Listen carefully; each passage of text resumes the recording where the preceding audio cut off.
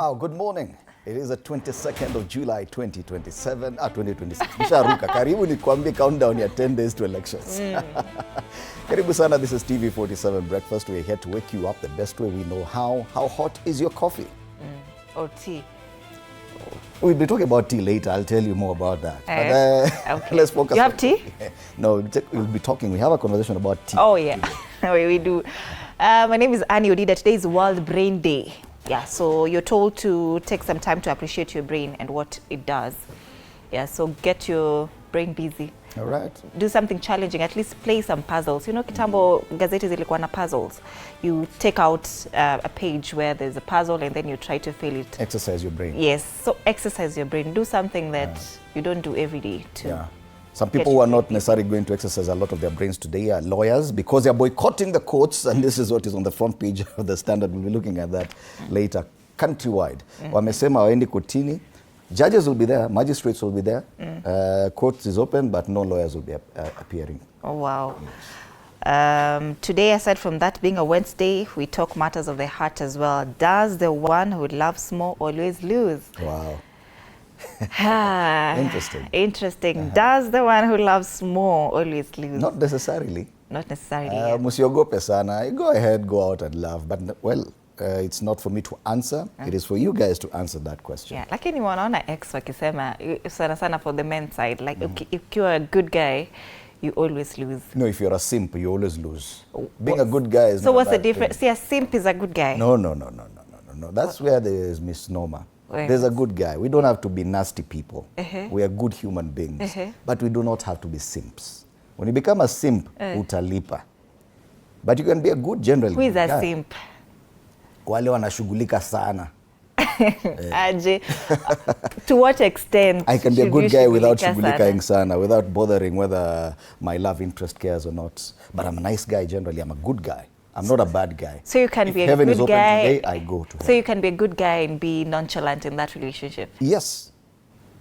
But if you're overcommitted, then you become a simp, then you pay. 9 a.m. That is the conversation we'll be having with before that, we'll be talking young men here. Before that conversation, we'll be talking to MP for Gatundu South, Gigi Kagombe, on matters about tea. And there's a levy on tea.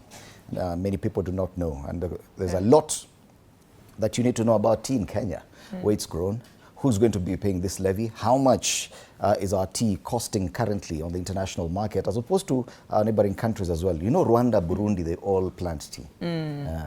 Even Uganda. Yeah. Lakini ni kama yetu hawajafikia yetu kiasi. Because pia sisi tuna plant tea. Yes. So ours is not doing quite well in terms of sometimes, and then I came to learn, there's a lot we need to learn. There's an Eastern Rift tea and there's Western Rift tea. So this tea that is in Kiambu and the Mount Kenya region, as opposed to what is in Kericho. So it's different as well. So we'll be getting to learn more about that, because even I need to learn about tea. So that coming along later on the show. Before that, of course, we'll be having State of the Nation. Yesterday, the president for the first time talked about goons. Yes. Na akasema now people have to deal with this issue. Amenyamaza sana, finally spoke about It's about time. Yes, it's about time. So these are the things we'll be looking at later on, even as we look at the newspapers. All right, so do interact with us through our socials, TV47 Kenya on Facebook and on YouTube. On X is TV47 Digital. You can tag us on our personal handles. Mine is at Annie_Odida.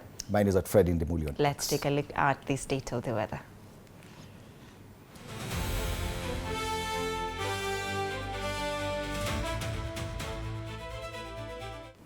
All right, we start off in Kisii. It's a partly sunny day today, 16 degrees this morning, highs of 27 degrees. It's a mostly cloudy day in Baringo today, 21 degrees this morning, highs of 33 degrees. A cloudy day in Makueni, highs of 28 degrees. This morning it's 18 degrees. That's as far as Kisii, Baringo and Makueni counties are concerned. Wajir, it's a cloudy day, 23 degrees this morning, highs of 34 degrees. There are scattered thunderstorms today in Kakamega, 16 degrees this morning, highs of 28 degrees. And Nairobi, it's a mostly cloudy day, 14 degrees this morning, highs of 24 degrees today. And that's the state of the weather.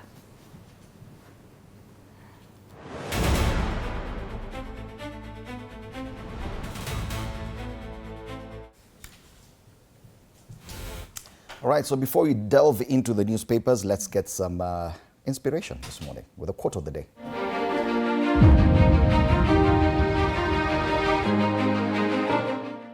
If nothing breaks you, nothing builds you. Growth isn't found in flawless days, it's earned in the cracks, scars, and comebacks. If nothing breaks you, nothing builds you. Something has to break you to build you. Yes, lazima tu utaumia mahali. Lazima kuwe na character development ndio ukue ukaribishwe town. All right. Let's come back and take a look at the dailies now.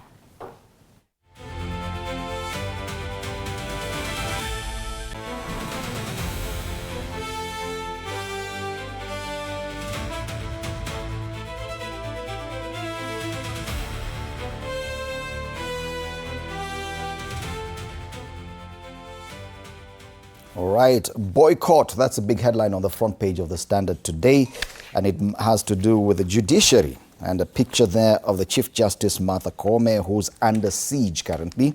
And they say Julius Caesar divorced his wife, Pompey, not because her adultery had been proved, but because even the slightest suspicion was intolerable. Caesar's wife must be above suspicion.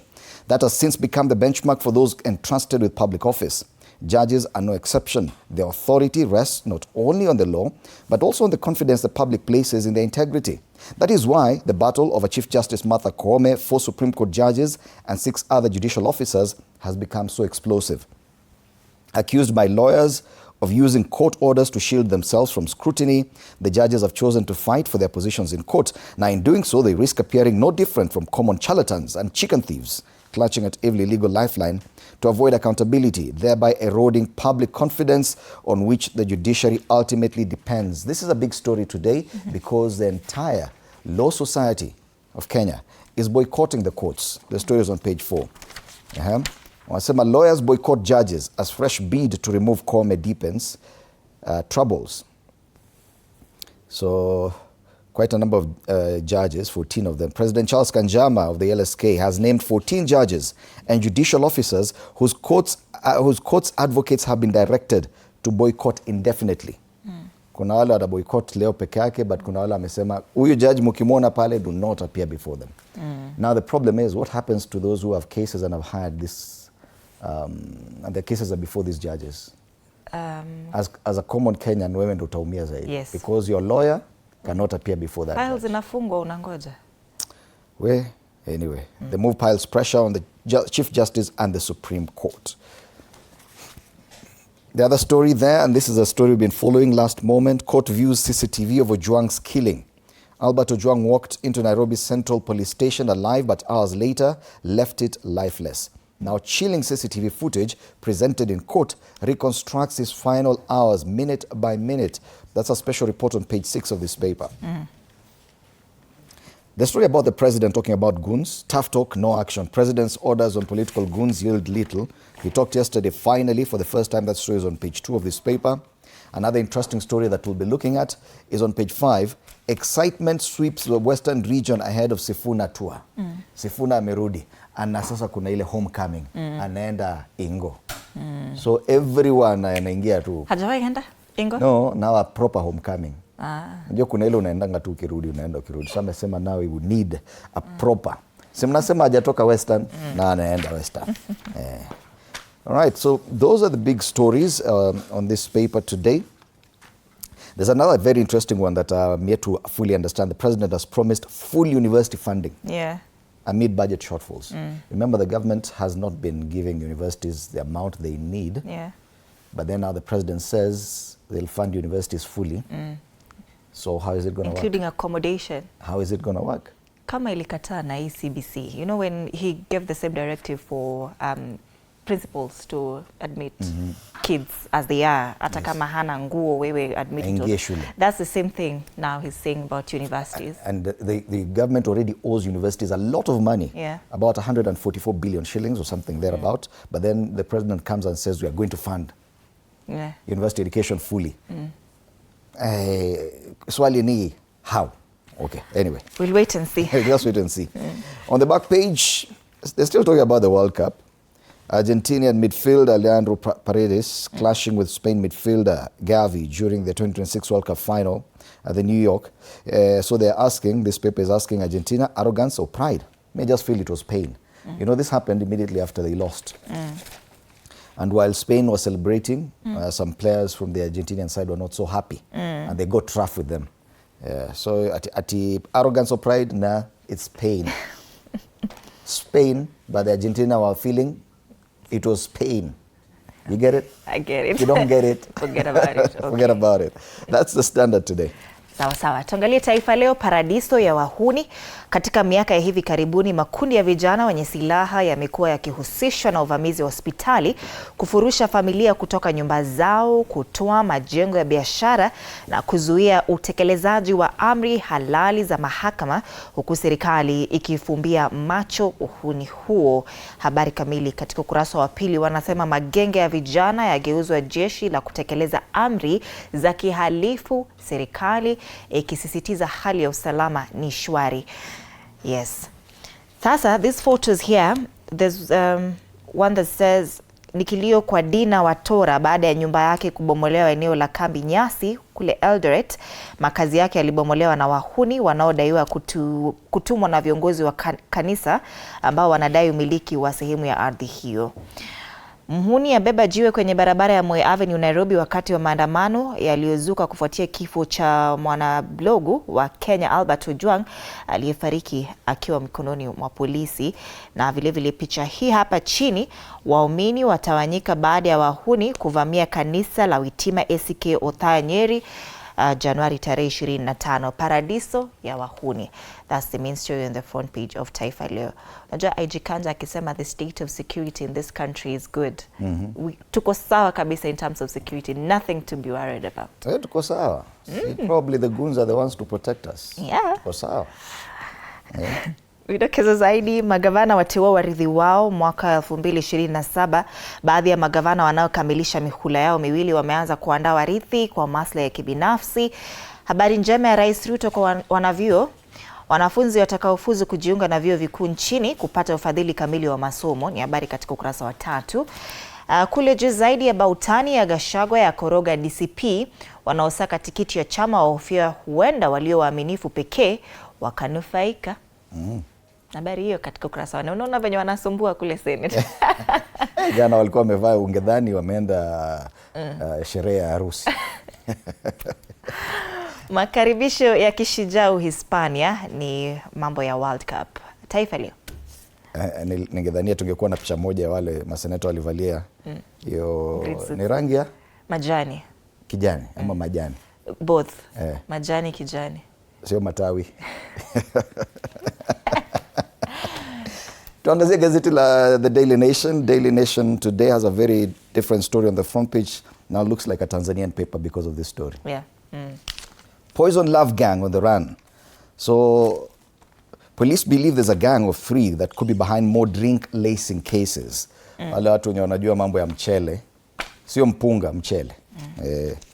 In 5 days, 2 men were drugged as they sipped their favorite drinks in bars 28 kilometers apart within the Nairobi metropolitan area and robbed of 800,000 shillings. Edgar Mokua is a 53-year-old quantity surveyor. He was found dead hours after leaving a club accompanied by a woman. As an investigation into his mystery death got underway, another man reported losing cash after a night out with a woman. At least he survived. The face captured on CCTV was familiar to detectives. So they have a picture here of the suspect, a screen grab of CCTV footage showing a woman who left a bar in Lavington in the company of Edgar Mokua on July 7th. Police believe that she and her 2 accomplices steal from unsuspecting patrons. Now the victim, Edgar Mokua, is there. He's a father of 2. He spent time in a bar with this woman that police believe spiked his drink. Mokua's body was later found in Roysambu the following day, hours after he had sent 300,000 shillings to the mystery woman who's now being sought by police.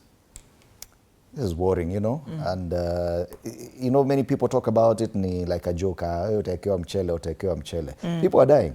It's not just about losing money. They're dying. They're losing their lives. So you can read more on that story on page 4, and it could help you and keep you safe. On page 2, rather, of this Daily Nation. Another story, goons take over evictions and auctions. Now, what's happening is that away from politics, auctioneers are using goons as well. And if a landlord is unhappy with you, they come to evict you using goons. Yeah. So goons are everywhere. It's a goons paradise. Tunasema paradiso ya wahuni kwenye gazeti la Taifa Leo. So armed guns have become a familiar feature during evictions, property repossessions, and commercial disputes. Landlords deploy goons to throw out tenants. Traders turn to militia to settle scores with rivals, while auctioneers hire violent guns to seize property. Pale chini story ni ile ya universities, Ruto's U-turn on university funding model. It's a major U-turn, but everyone is asking, okay, how are you going to do it? Yeah. If at all so far you've not even been able to disburse what's meant for universities. Yeah? Universities are in debt. Yeah. The funding model was a problem. Now the president comes and says, talipia kila mtu sasa. And it's this year that the lecturers were on strike? Or was it late last year? I think it was late last year, yeah. So how will you pay? Where are we getting the money from? Have we even talked about it in the budget? Yeah? All right. Why teachers are unhappy with 8 billion pay increase. We looked at this yesterday. Na walikuwa wanapata shilingi 700, 800. Imagine. Hapo ndo walikuwa wameongezewa. Oh, I love this one. Dancing with the Devil. Former UON Vice Chancellor Kiama finally pens his autobiography.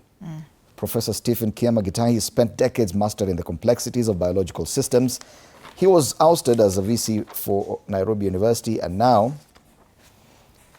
he's written his autobiography, which will be launched later this week.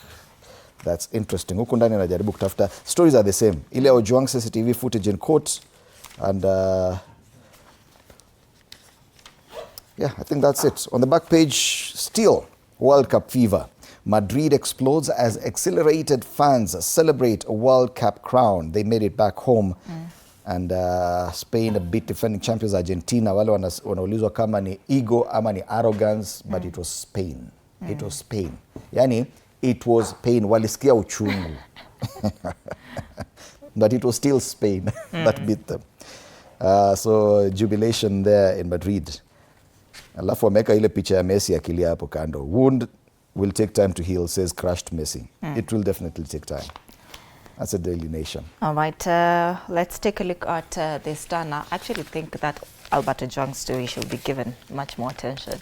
Because remember the statement from Mushu Inyaga when that ordeal occurred, when Albert Ojwang died. The initial statement, yeah, where they say that, you know, Albert Ojwang died from hitting his head on the cell wall. And right now we see what the CCTV is. Anyway, that is still in court. Well, be keeping an eye on that. The Star, bigwigs jump to Sifuna's camp as Western readies for homecoming. That story is on page 4 and 5. Weta's brother team, Wangamati, Wamunyeni, before lead camp. Interesting. That is a story on page 4 and 5. Ruto announces full state funding for varsity and college students. That is another story given prominence on page 7. There's a photo here. They say President William Ruto receives the report on reflections and proposals on strategic guidelines for Kenya's long-term national transformation beyond Vision 2030 from Kisumu Governor Anyang' Nyong'o at State House, Nairobi yesterday. Looking on is the team that prepared the report. We have Dennis Onyango there, George Okongo, Professor Karuti Kanyiga, Professor Michael Shege, and Professor Peter Wanyande. This was yesterday when he made the pronouncement to fully fund varsity students. Why unease is growing in Mount Kenya East. That's another story in page 6. Yes, Deputy President Kithure Kindiki was in Embu yesterday. On the top strip, Treasury report, Kenya raises 416 billion shillings fresh debt in just 4 months. 416 billion shillings in just 4 months. The financial year just began this month. Yeah, na tunasema in 4 months, hiyo ni plus here, I think it's plus July. That's the new financial year. 416 billion shillings in debt. The economy is doing wonderfully. That's the Star, fresh, independent, different. From the Star, let's take a look at the People Daily. And the People Daily has just been doing analysis on politics, what has happened, what it means. Now, their latest analysis today is that the race for Kindiki's seat is building up following the UDA loss in Olkalau. That's the main headline. And if you look at the front page, they have pictures of some of those people who are angling for the position of running mate for William Ruto come 2027.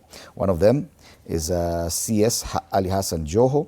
There's a Prime Cabinet Secretary Musalia Mudavadi. There's a Speaker of the National Assembly, Moses Wetangula. Of course, ODM party leader, Dr. Oburu Oginga, and the current governor of Kirinyaga County.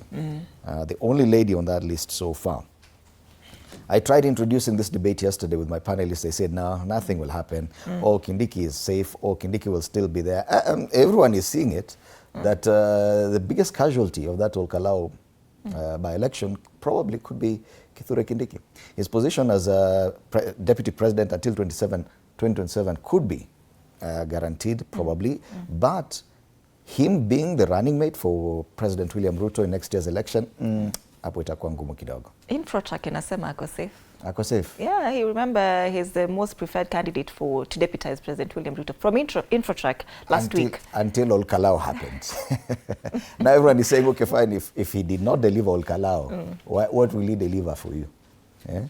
Oh yeah. So, mbona nasema woye? Oh yeah. This is politics. Hakuna woye. So that story is covered extensively on page 3. You can read more about that.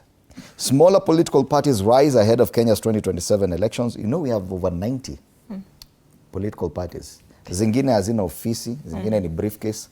But you know, parties are required to have offices in at least 24 counties.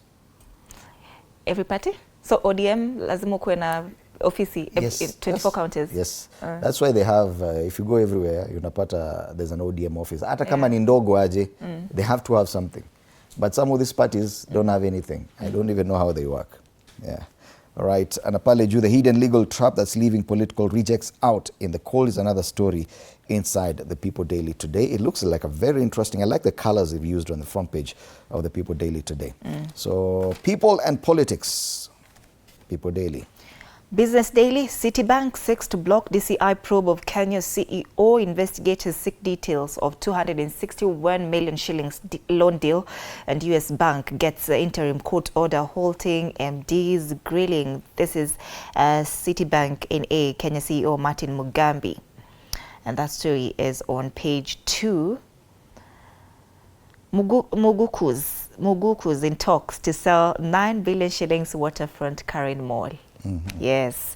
The family of the late billionaire poultry farmer Nelson Muguku is selling the waterfront Karen Mall in Nairobi in a multi-billion shilling deal, marking a pivot from real estate.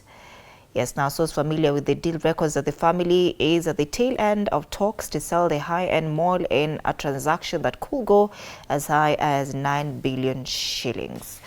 That is a story on page 2. So, nini kama watu wa waterfront Karen Mall, if you like visiting that area, but I don't think it will affect anything. I don't think it will be. It will affect someone like you who might be interested in buying. Yeah. Yeah, so you've been informed. You can go buy a stick. That's the Business Daily. Right, let's go to Uganda. And I know this is a quick one because it's come very late. We only have the New Vision, and they're still mourning General Moses Ali, who passed on earlier this week. That's fine. We'll salute a picture of President Yoweri Museveni there on the front page paying his last respects to this general. So that is what they're talking about in Uganda so far. In Tanzania, meanwhile, and we take a look at Gazeti La Citizen, Green Gold, harvesting wealth, creating jobs. They are talking about avocados in Tanzania. You know, people wonder why I don't eat avocados. But you don't eat avocado? I don't find them interesting at all. No. So once seen as a subsistence crop, avocados are now powering jobs, attracting billions in investment and transforming the lives of young entrepreneurs across Tanzania's southern highlands. Yes, it's a big deal, I know. But to be honest, avocados, even in Kenya, are not being produced for consumption locally. Ideally, avocados are to make hair products. Yeah. Avocado slander will not be tolerated. So, no, it's true. You find out. Avocados are mainly the base for hair products for women. So that is why you're not eating avocado, because it's part of the reason why. Koma kabisa, ninakuona. So even kama Tanzania wanaziuza, wanajua tu ni kwa nini wanaziuza. So we export a lot of avocados? Yes, to go to other places to produce hair products. Yes. So that is, and they have an interesting story about social media. They're asking, is social media rewriting your child's values? These are the hidden risks of social media. That's a Citizen. Take a look at Mwananchi. Mshahara unatosha? Ni swali wanauliza pale. Fanya haya, utatoboa. So they give you what you need to do. Asema kupanda kwa gharama za maisha kunalazimisha kufanya mambo kadhaa ili kuepuka matumizi yasiyopangwa na misukosuko mingine ya kifedha ili mshahara wa mtu uweze. Sinajua, was it yesterday or Monday you were already talking about the salary? It was yesterday. Lakini civil servants wanapata salary this week. It was only 20th or 21st of the yesterday month. Was 21st, it is 22nd. Meaning that enough people washaanza kuangalia. Someone else ameniambia tu, tuko karibu mwisho wa mwezi, salary iko karibu. Leo? Saa hii asubuhi. So inamaanisha the economy kuna shida pale. Kutokana na habari hiyo, kwingineko kwenye ukurasa wa mbele wa gazeti hili la Mwananchi wanasema mawakili wa Lissu waibua mapya. Tundu Lissu bado yuko kotini. Ukiona picha yake ya jana akiwa kotini, ameanza kumea inaitwaje, rasta. If we can zoom on to that photo, ile nice clean haircut he had has been abandoned. Now he has a different hairstyle. Yes. Amekaa kotini, amekaa korokoroni kwa muda sasa. Tundu Lissu. Ndio picha yake. You see now it doesn't look like he did sometime last year. Kizza Besigye pia kule Uganda is still behind bars. I've not seen him. He had health issues, but he may have maintained his hairstyle. All right, so those are the regional and local dailies. Let's come back home and take a look at the cartoons today. Makatuni wanasema nini? Let's start off with the one on the Star. Talks about Pauline Njoroge. She has made it. She has resigned from the Jubilee Party as the deputy organizing secretary, joining Linda Mwananchi. So she's running away from the Jubilee Party, and the party leader and deputy party leader watching her. Akienda kule kwa Sifuna. Linda Mwananchi is really harvesting. So some most senior Luya leaders are now also trooping. To Linda Mwananchi. We'll be discussing that kind of politics in a short while. People Daily. Kuna Goon pale. Yenyewe amewekwa sura ya Goon. Hiyo ni sura tinginya. Pia kuna misuli tinginya na rungu. But Murkomen, in his dealing with the goons, is using a feather. Anatumia unyoya kudeal na goon. Goon mwenyewe anakaa akikukanyaga utaitana. The one on the Daily Nation talks about how political aspirants are using, sijui ni mahindi ama nini ile ilikuwa inatumika to bait voters. So voting block arithmetics is you throw some goodies on the red carpet and then you trap. Using the ballot box. Yeah, you trap them there. Lakini Olkelau inafaa kuwa funzo. Did it trap anyone? Iwe funzo kwa watu kama hawa. Finally, the one on the Standard continues with the World Cup fever. Of course, the podium, France. France walikuwa number 3, Yes, number 3. There's Argentina, who are now looking forward to 2030. And of course, Spain, the world champions, who are celebrating their latest win. Congratulations once again to France. Na tunaendelea na World Cup fever, ni kama ya itaisha this week. All right, so those are the local regional dailies, plus the caricatures, giving us an outlook of what we should be talking about on State of the Nation. Before we introduce my panelists, let's take a look at the traffic situation on the major highways in Nairobi.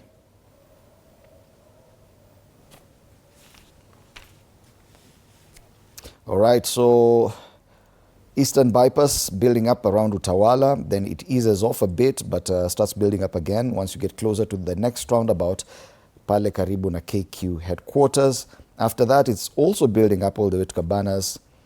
But once you get to Mombasa Road, it's not so bad. Mombasa Road is clean all the way from the airport at this time of day, because I'm just looking at the expressway. Najua uko chini, ile ground floor ya Mombasa Road, lazima iko na traffic.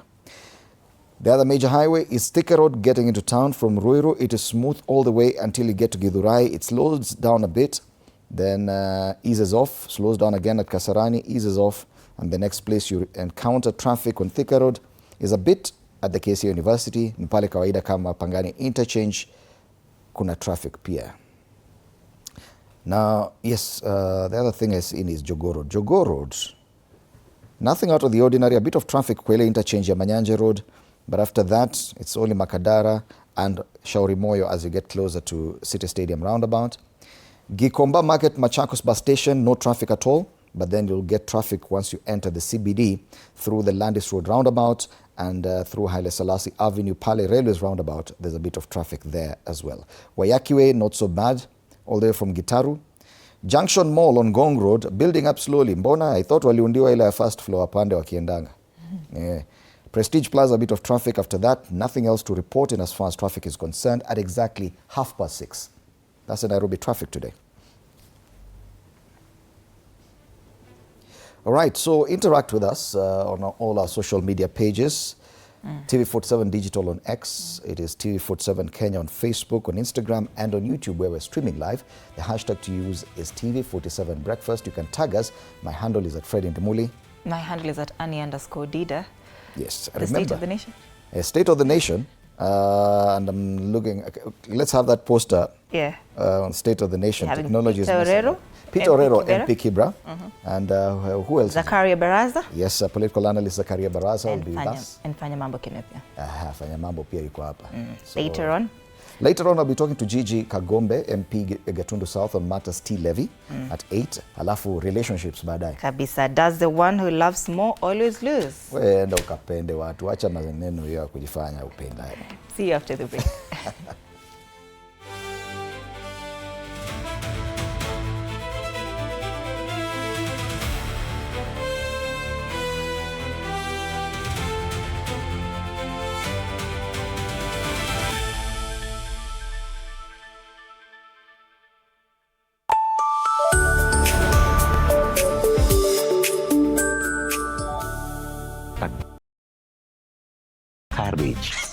Yani nafaje kutengeneza kachumbari na manyanya zinakaa hivi? Ona kiki ni kama kiwaru. Hiyo ni tonga commitment to the lie. Amejicommit.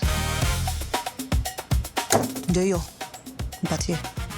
Unajua kama una mtu kitu hata tu salamu ya kawaida inakaa kama reminder. Habari yako? Sintalipa kesho. Kesho gani when? Si kesho ya kesho ya tomorrow. Hiyo tena. Mzee ni budi choka. Ni budi madeni. Tuesdays at 8:30 p.m. on TV47. Sundays at 8:30 p.m. Good morning. You have my rent? Leo jioni kama tutakuwa tumelipa rent, nauza hii simu yako. Hamna pesa. I need 3 G's to make my nails today. Sasa hivi natuhusu aje? Can I order now? Do you ship? Can I get blinking ones? Mimi nilikuwa na trade. Nimewekelea kitele yangu. Kitele yangu na trade. Ikikunyuma. Oh my God. You left me. Nitumie ni line. Uko nje kuna wifi. Why? Hi-fi? Wait, so what do we call this dish again? I have no idea. The cucumbers are there specifically for my beauty routine. Tangulini kero umeka kwa beauty product. Na ameenda. Tunafaa tukuwe na logo yetu. Like, si ni brand already. You won't entertain divas. No. I'm not dealing with a man child. Amazing. Nishapenda hii energy. Sundays at 8:30 p.m. on TV47. Saturday at 8:30 p.m. My father used to tell me that our hotel is the home for travelers. I guess I forgot that. Recently, it's been more of a mirror of my own ambition. Booyah! We might fail.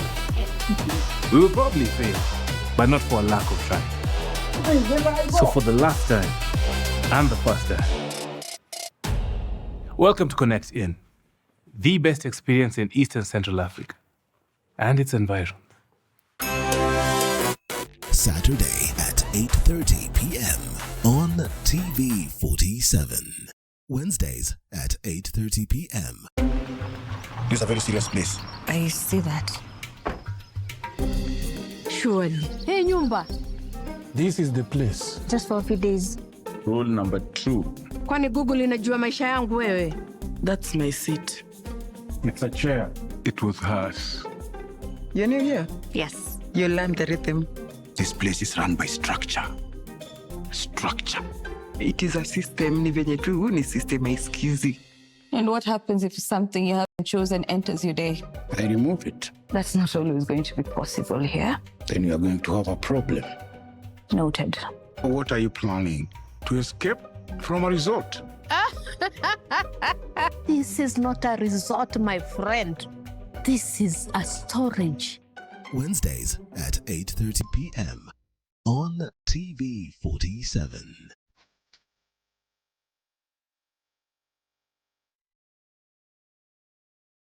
Nairobi, where the hustle never sleeps and neither do the scammers. Well, Link Up, we are talking about something that's affecting all of us. We are talking trust. We're diving into the campus life. Stay fresh, stay safe. Stay linked up.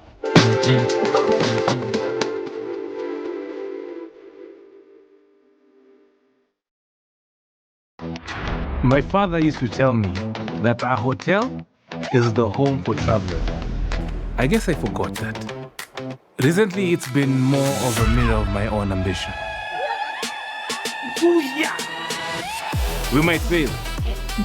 We will probably fail, but not for a lack of trying. So for the last time, and the first time, welcome to Connect In, the best experience in Eastern Central Africa and its environs.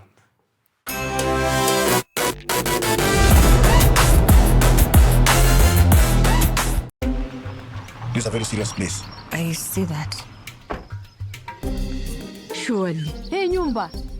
This is the place. Just for a few days. Rule number 2. Kwani Google inajua maisha yangu wewe? That's my seat. It's a chair. It was hers. You're new here? Yes. You learn the rhythm. This place is run by structure. Structure. It is a system, ni venye tu ni system haisikizi. And what happens if something you haven't chosen enters your day? I remove it. That's not always going to be possible here. Then you are going to have a problem. Noted. What are you planning? To escape from a resort?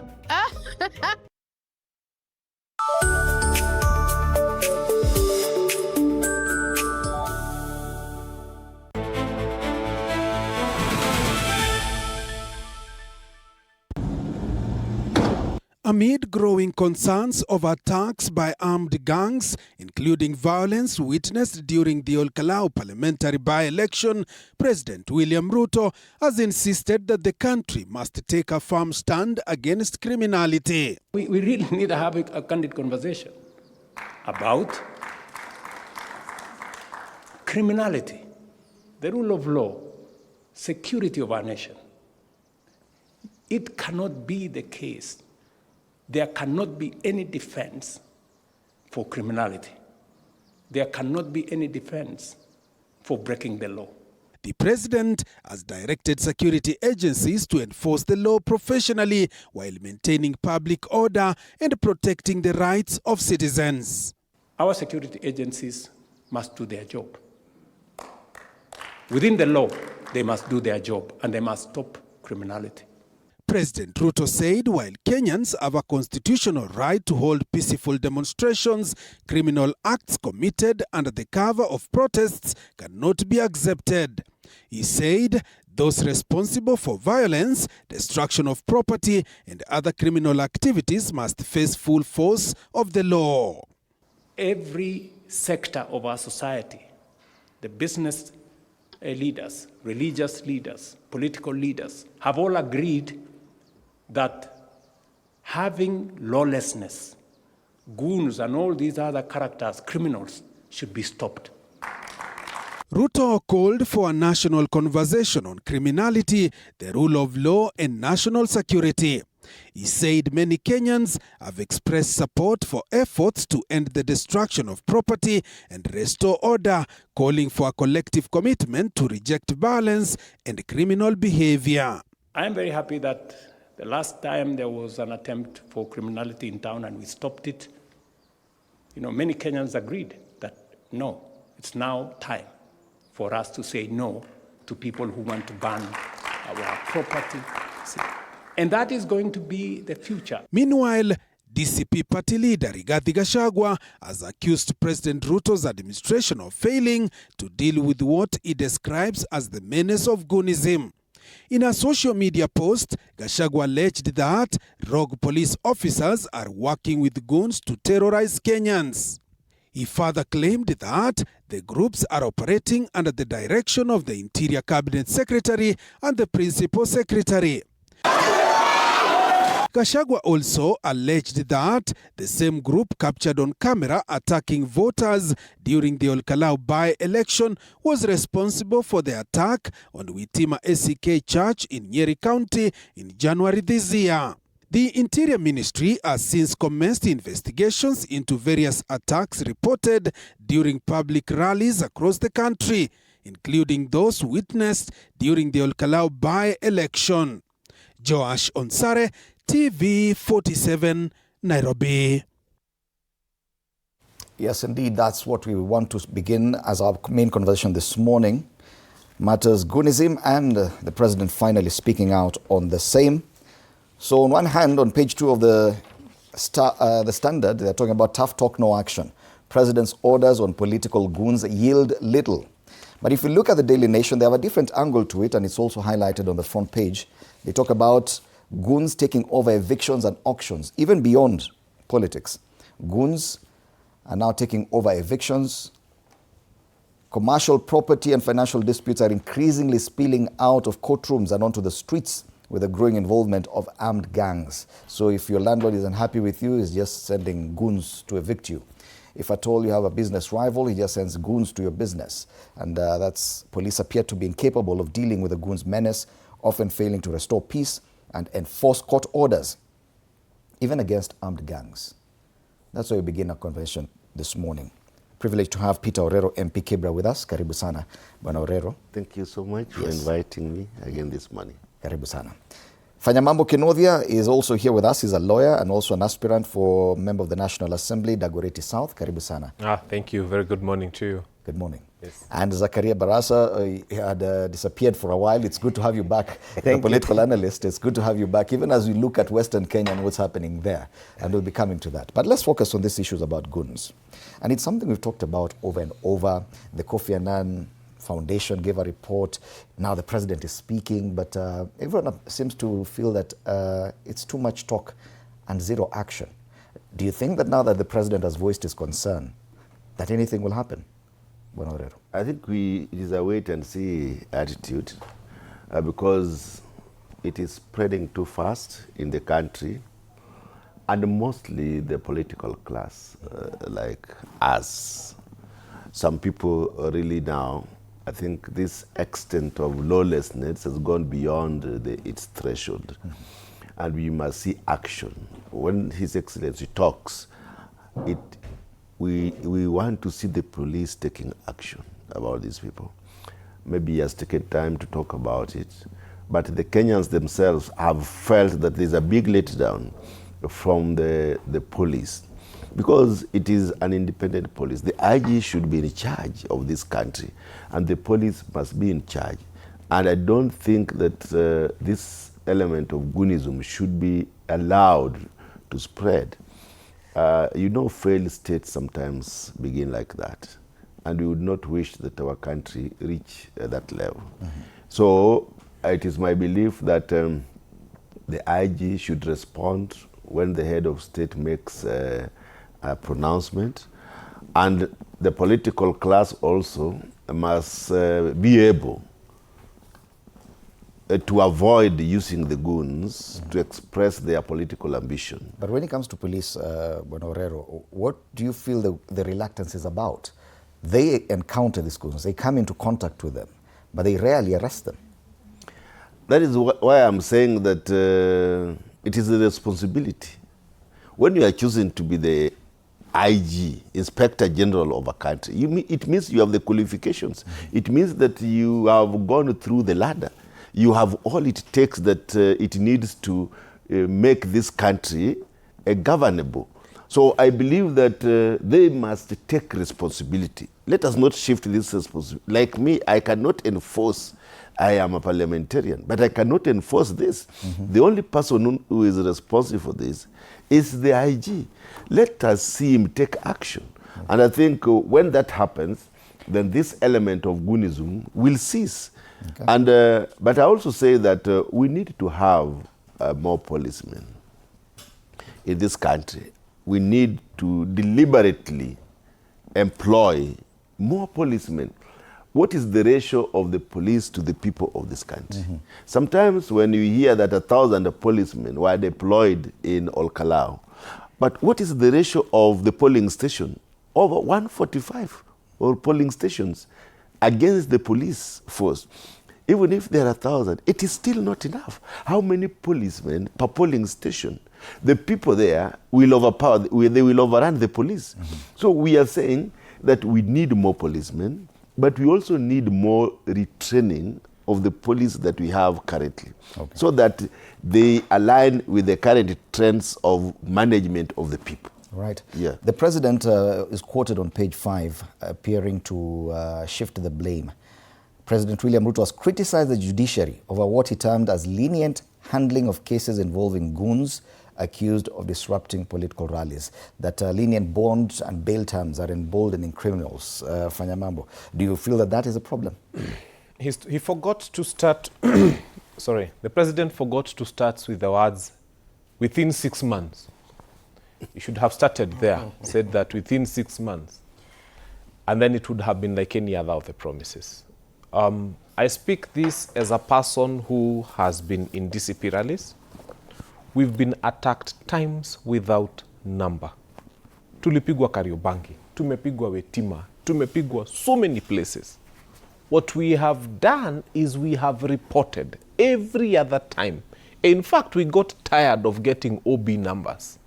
Then after reporting, you go to the OCS. After going to the OCS, you go to the OCPD. 3 times we walked to the office of the IG of police at Jogo House to just give him our frustrations at what we are going through.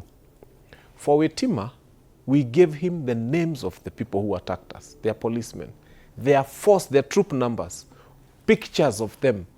The matatu that carried the goons, we gave the number plate. We gave the name of the circle. We gave the name of the driver. To date, they have never been arrested. I want you to contrast that with a young man with no known abode hiding somewhere in Homa Bay and tweeting something against this administration. And somehow 2 Subarus are able to drive from Nairobi to Homa Bay and pick him and take him to a police cell, and the following morning he's found dead.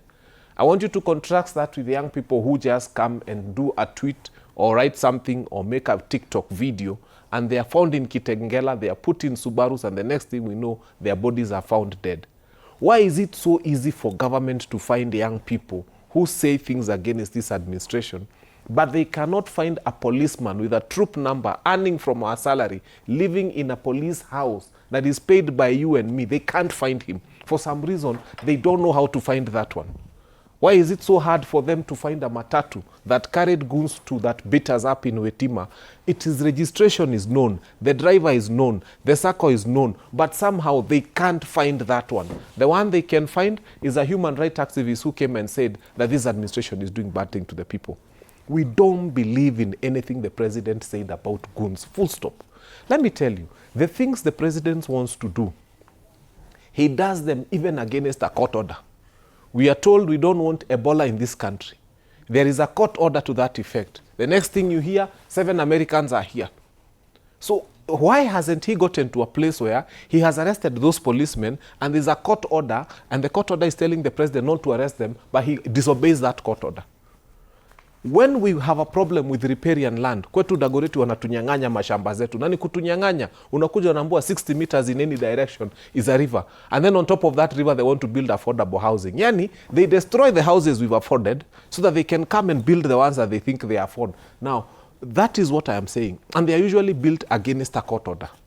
If this administration is serious, let them start by how. Now, your sisters, one of the media stations in this country has highlighted. They've shown us the faces of the policemen. They are known. Up to now, the president is giving us funny stories about how he wants the police to arrest them. These people are known by him. The vehicles they were using are state resources. The guns they were using are our guns. The tear gas they were using is paid by our money. So who entrusted them with our tear gas? This government is just wasting our time. Let's just tell us they've turned themselves into a goon republic. They've decided to use goons to beat us. They hate us. They want to kill us. They want us to remove us from this country. They should tell us that. Then we ask ourselves, should we revert to Article 1? Because all we are asking the state is this. When we tell you this is the guy, and you can see him and you see the pictures and you have everything, and that person has not been arrested, why are you making other news briefings about it? Right. Yeah. The CS in charge of Interior, when asked about the issue in Olkalau, the case where there were goons who were armed with guns and stuff like that, the answer he gave is that the DCI has opened a file. Right. Not that anyone has been arrested. Taking it back to what happened in Malava during the by-elections, there were a lot of goons that were there. I know you're very much involved in that campaign there. Did you get any? Did you report to the police? Were any of the goons arrested back then? You see, the problem with this country is one, we are sliding back to to the era where before the constitution was amalgamated into 2010 constitution. You remember at that time, all activities in this country were being controlled by politicians. And the biggest problem we have in Kenya is that goons are controlled by politicians. Mm-hmm. And politicians control our life. Politicians control all institutions. You know, before that constitution was, we had a new constitution. The purpose of us changing that constitution, we wanted to have independent institutions. You remember that time we had IPOA, we had independent police. But you see, along this time, all those achievements have been watered down by the politicians. Mm-hmm. They make amendments in parliament, they water down everything. So right now, you may discover that IG is appointed by the politicians. If you look at what happened in Malaba, all those goons were brought by the politicians. And who are these politicians? They're the ones in power. They're the ones who control all the institutions. Mm-hmm. Look at what happened at Olkalau.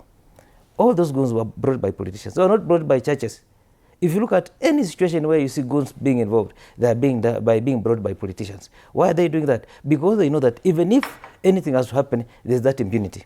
You remember recently that we had this thing at this church in Nairobi. Was it? All Saints Cathedral. All Saints Cathedral. Those things people were captured on camera. The policemen were there. But have you seen how many people have been taken to court? Those small people. But who organized? They even said, we know the person who funded this. Because there's nothing that happened in this country, especially when it comes to goons, without politicians being that. And you know, they do this to protect their interests. They don't protect the interests of the common man. So for me, what I would ask is that, do we require the presidential intervention for goons to be arrested?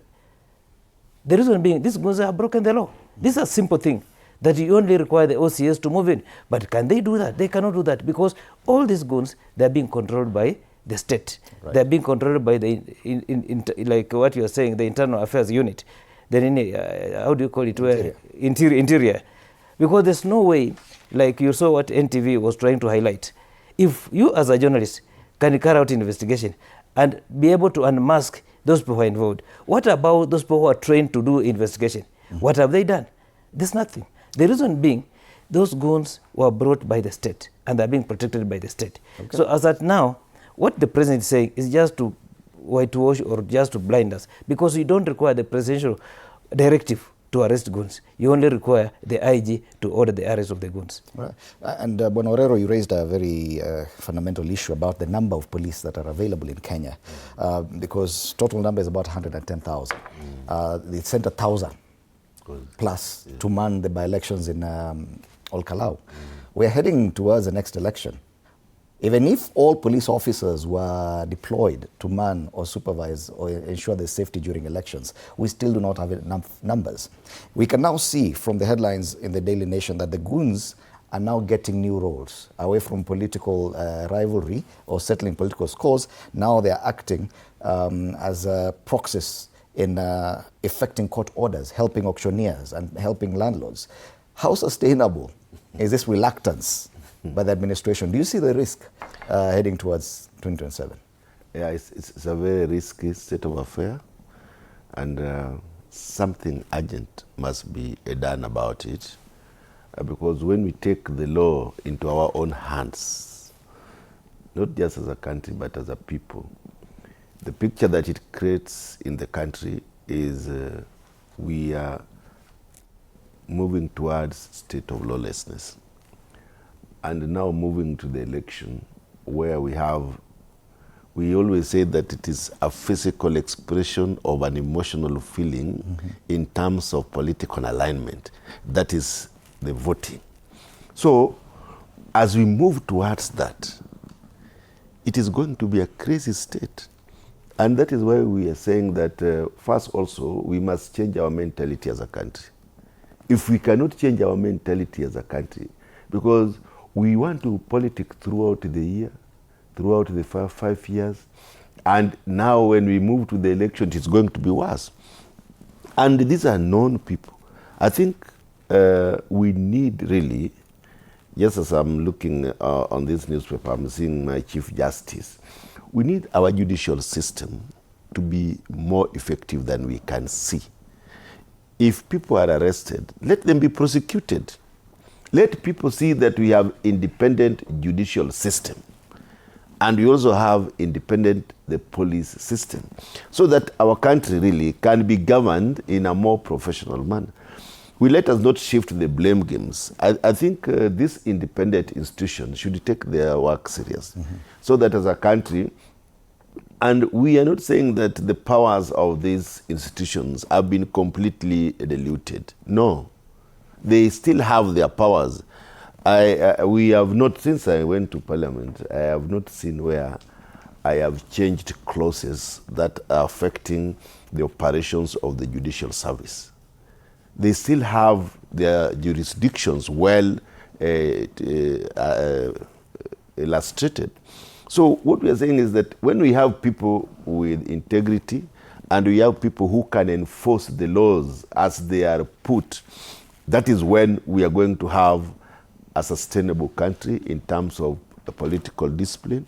We are going to have a country where the goons will not overpower us. I have seen that evictions are not done by the police, by the way. People now resort to having goons. I think it is a faster way of eviction. The processes of getting the police to help you evict, I think it has been a very long process. And I think it is because of the systematic erosion of confidence of the Kenyan people about the judicial system and about the police. So they are looking at ways that they can now take up roles, but using different avenues. Isn't that the same excuse that politicians are using? That as you campaign and you know that your rival or rivals have their goons, that for your own protection, you might find necessity to have your own militia. You see, I was just seeing a picture there that I was seeing those youths welcoming a politician, but they were not carrying weapons. I have just seen. There are those people who are youths for the politicians, but there are those people who are goons for the politicians with crude weapons. Aren't we splitting hairs? They're the same people who could be armed when they come supposedly to protect you, to offer security to you. Yeah, that is what I'm saying, that there are people with crude weapons and there are people who are just the youths that are protecting you. It is a culture that has been inculcated in the minds of the young people.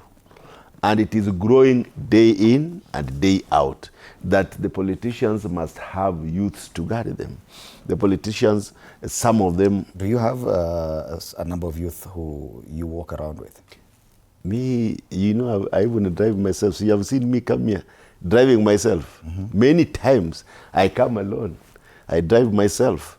When I go to my constituency, sometimes I drive myself and go inside there. And when I enter the constituency, now I have my constituents. And mostly they are women and the young people. So if you follow my politics and you join me in some of my rallies, you will see how I walk in my constituency. I believe those are just my supporters. Okay. I don't need goons to help me move around. Let me ask for Nyamambo, because you've been on the campaign trail. Have you ever found it necessary to have a group of youth, maybe 10 or so, just to make you feel safe as you walk around Agoreti South campaigning? Okay, for me, to start with, I haven't. And the people who have seen me on the ground know that. I don't need them. I don't have them. And it's a matter of principle, and I will tell you why. If the person I'm vying against has got 10, 15, 20 young people, Fanyamambo will be tempted to have 30 so that in case of anything, I can overcome his 10 or 15. What usually happens in the process is that my so-called security will fight with his so-called security. And one of them will die. And then Fanyamambo will have blood on his hands. If there is one thing I said, I would rather never lead than have blood associated with me. I would rather be a primary school teacher.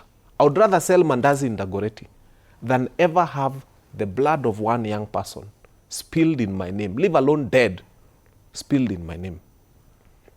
And that is why I remember some time when we had a DCP rally in Dagoretti South. I had two choices.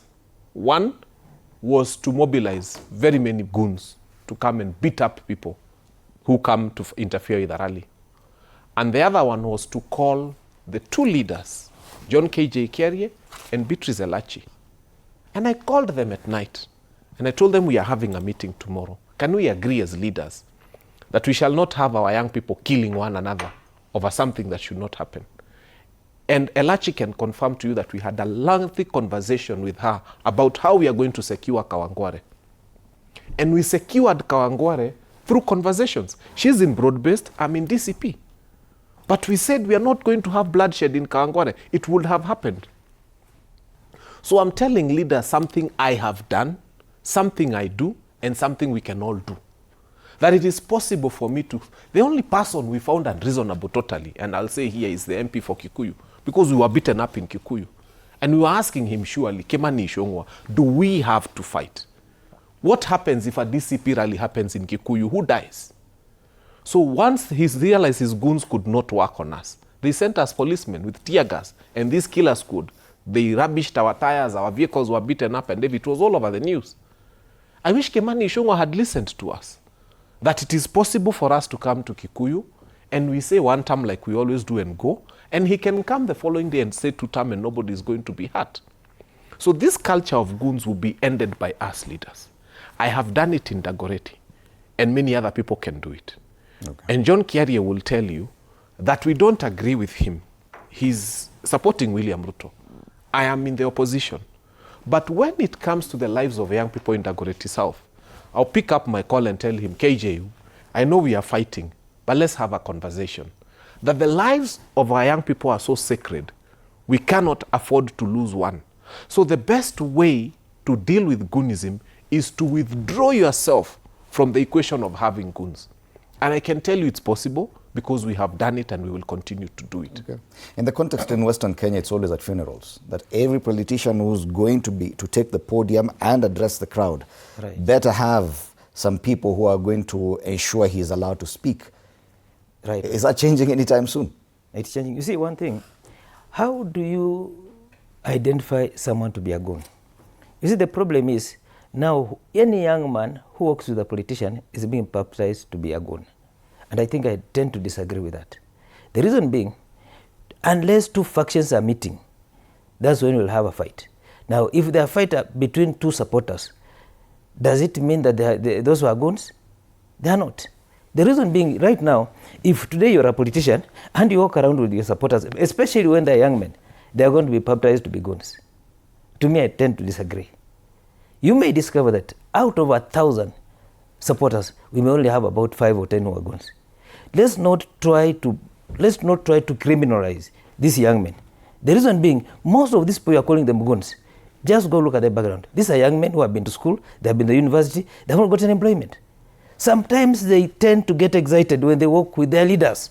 But why do we call them goons? You have your own supporters. Like, for example, in funerals, you may discover someone will work with this supporter. Then some other person also comes with these supporters. There may be clash of ideas, but do we baptize everyone to be a goon? You see, we've seen the number of times fights have erupted in funerals in Western Kenya because politicians are speaking, and then their young people, as we call them, end up fighting. We had the last funeral is the one that happened in Bumula, we had UDA guys, and we had even Edwin Sifuna was there. There was no fight, only walked away within. But my problem is this: why are we baptizing every young man who works with a politician to be a goon? That's the biggest problem. You may discover that if you look at what happened even in Olkalau, how many people were armed? The one we'll call goons. There were less than 30. But now they are trying to make it appear as if everyone who was in Olkalau were goons. To me, I think most of those people we call them goons, they are always being funded by the state. Like most of them were armed with guns, they were armed with tear gas. But you discover that in Western Kenya, we've had issues, but even people don't end up fighting. Show me any situation. We can have that shouting matches and what have you. But my point is this: not every politician who walks around with supporters is walking around with goons. All right. Yeah. So President William Ruto finally chimed into this debate about goonism, and the story is well covered on pages 5 of the Daily Nation and page 2 of the Standard. Tough talk, no action. President's order on political goons yield little. Whatever he says, no one is taking action. The best that the CS for Interior could say was that a file has been opened. We do not know if that file contains anything. It's just been opened. Meanwhile, the president says it's because of lenient bond and bail terms, which is emboldening criminals, and he lays the blame on the judiciary. So what happens next? But allow me... We need to take a short break. So let's just take that break. When I come back, I'll come back to you, Bwana Fanya Mambo. You're watching TV47 Breakfast, looking at the state of the nation.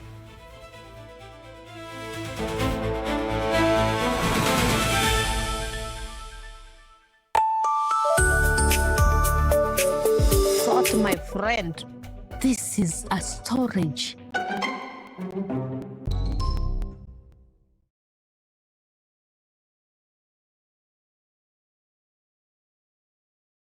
You have to be very careful. Fake money can kill business. Yes. Na leo mkorada yangu. Small money, kapesa kadogo, big behavior. I only have big notes. Alikuwa anatafuta courage. Yani nafaje kutengeneza kachumbari na manyanya zinakaa hivi? Ona, hii ni kama kiwaru. Hiyo inaitwa commitment to the lie. Amejicommit. Ndio hiyo. Mpatie. Unajua kama una mtu kitu, hata tu salamu ya kawaida inakaa kama reminder. Habari yako? Sintalipa kesho. Kesho gani when? Si kesho ya kesho ya tomorrow. Hiyo time. Mzee ni budi nikamchoka. Ni budi ni madeni.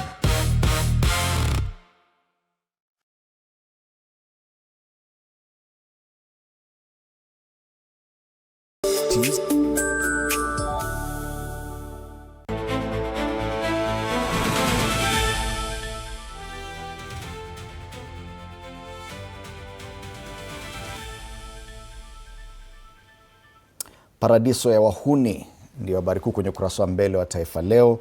Goons take over evictions and auctions. The president says something about goons, that it's the courts that are letting us down.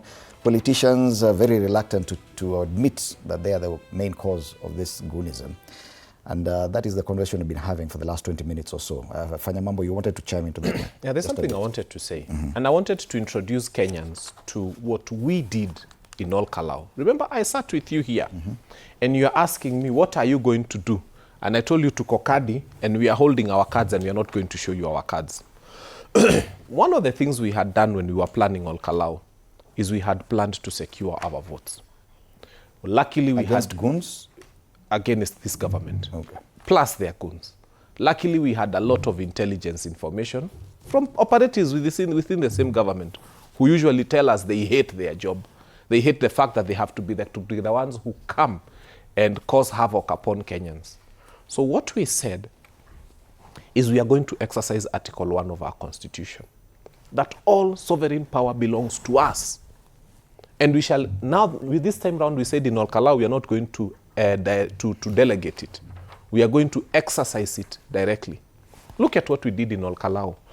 One, hatukurusha mawe, hatukung'oa reli, hatukupiga polisi, hatukuchoma taya. Hakuna duka ya mtu ilivunjwa Olkalau. Nothing was stolen. But we were very firm that the only weapon that the Constitution of Kenya 2010 gives us is the ballot. And we will defend that weapon with everything we have. So the first thing was when people woke up in the morning, there was a Prado or a double cabin or some funny car without number plates in all polling stations. And we knew and firmly believed that they had pre-marked ballots in those vehicles. So the first thing we did is we said there's no voting until these cars are out of the polling stations. Who was resisting? Government. We told them as long as this car is in the polling station, there will be no voting taking place.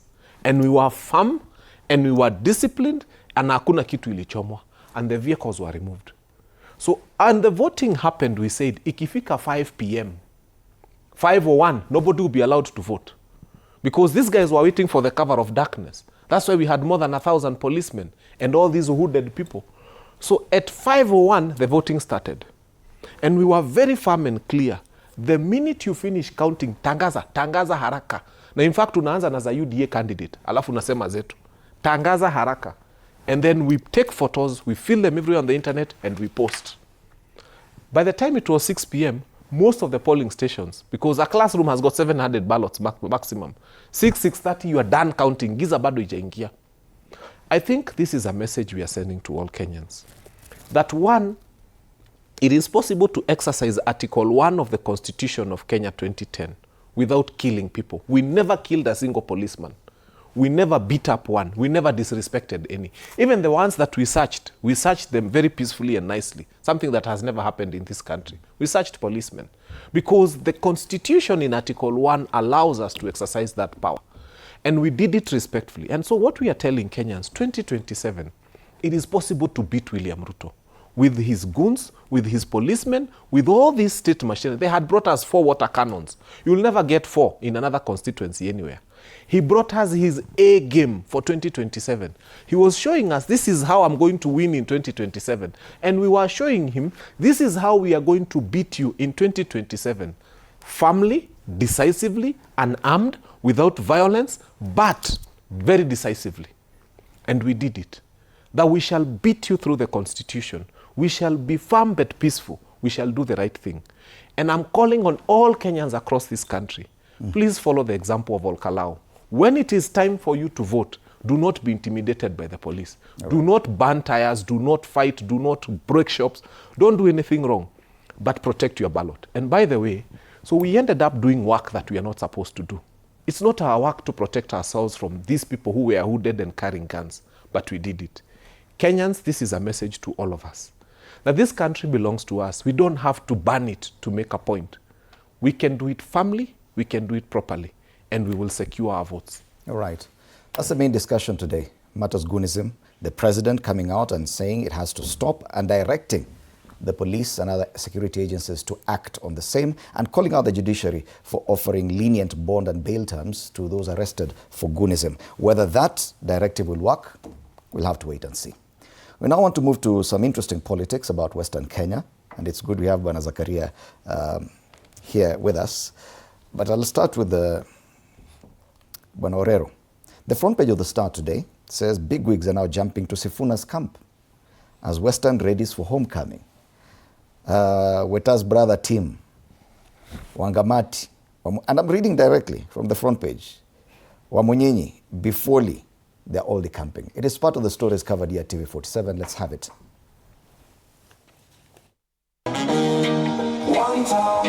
Though the opposition is yet to publicly agree on a presidential flag bearer and running mate to face President William Ruto in next year's general election, behind the scenes, efforts to settle on a joint ticket appear to be gaining momentum amid internal jitters. Wewe kasongo! Wewe kaongo!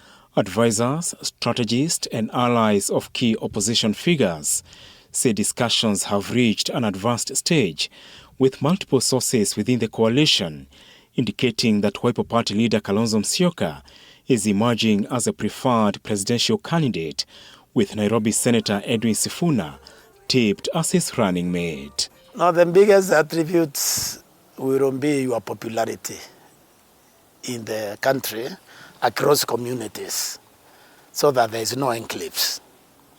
That will be, because we need also to be alert to the fact that when you carry a survey, some communities are more cohesive than the others, and therefore they could give you an unfair advantage. By next year, come March, April, the picture is going to become clear. But the art, the drawing is already very clear. You can see the shadow of how these things are forming. And I can see that we are in the 2002 moment. And the victory of the opposition is not going to be largely, it's not going to be in doubt.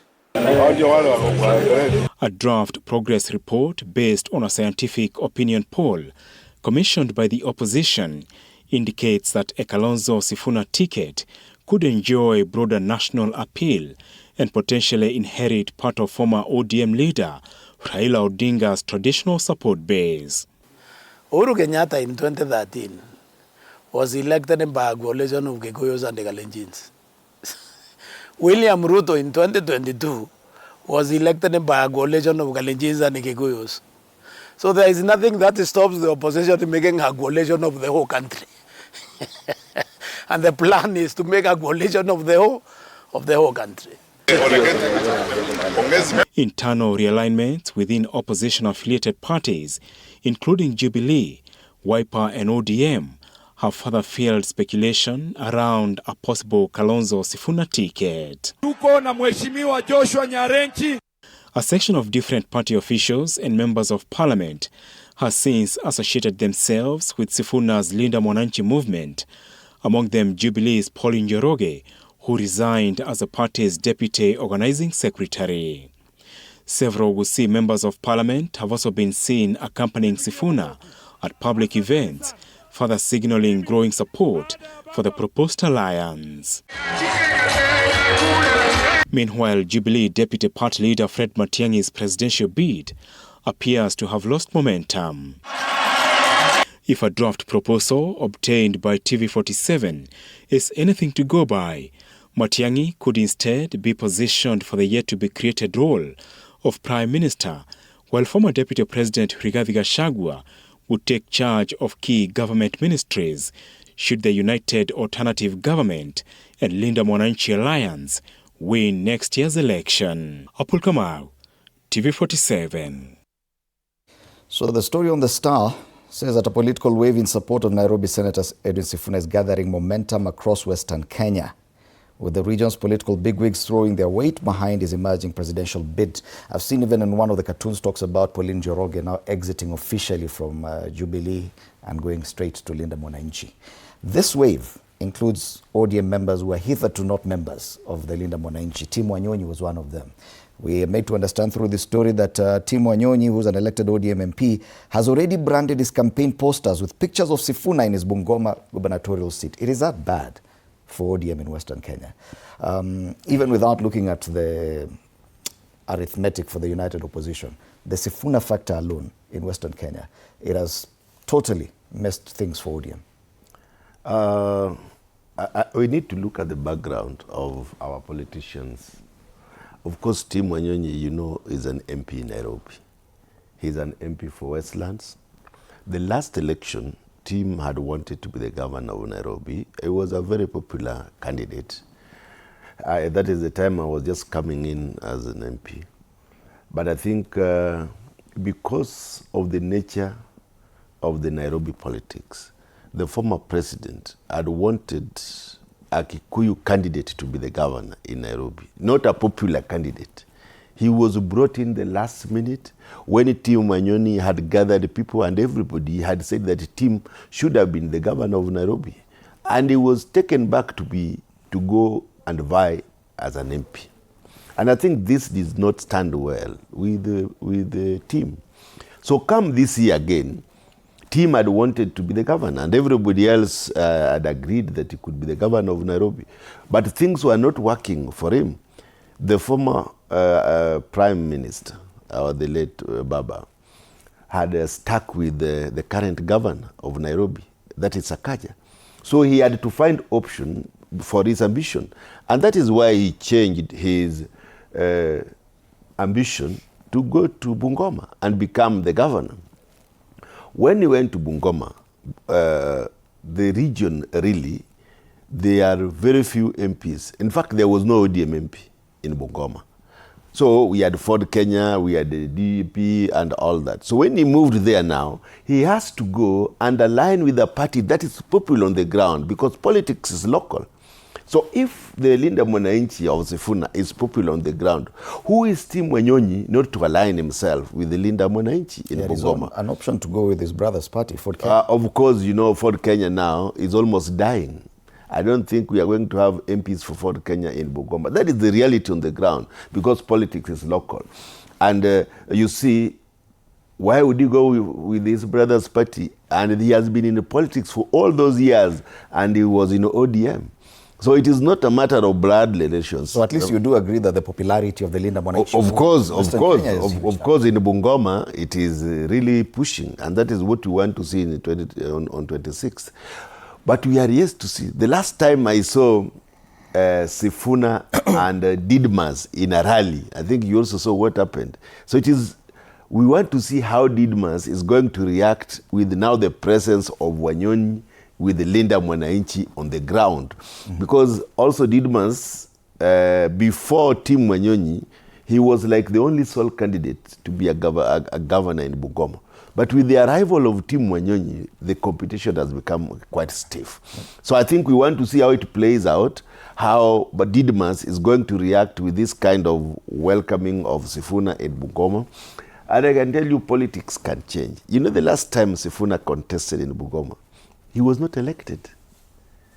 And he was with ODM. Are you doubting his popularity now? No, I am not doubting. So I'm saying, that is why I'm saying politics can really change. Okay. One time you can be down, the next time you can be really up there. Okay. So at the moment, in Bungoma, the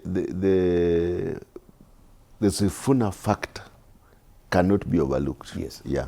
Afanyamambo, definitely what is happening in the United Alternative Government has a lot to do with the need for this homecoming for Sifuna this coming Saturday in Bungoma and Sunday in Trans Nzoia. Because the call has always been, go consolidate your team, then come and tell us what you have. Yes. You agree that this time round, Sifuna's light is the one shining brightest? Great. I think first people need to appreciate that Sifuna once vied for MP Kandui. And the people of Kandui never saw how wonderful this leader is. Sifuna came to this Nairobi of ours.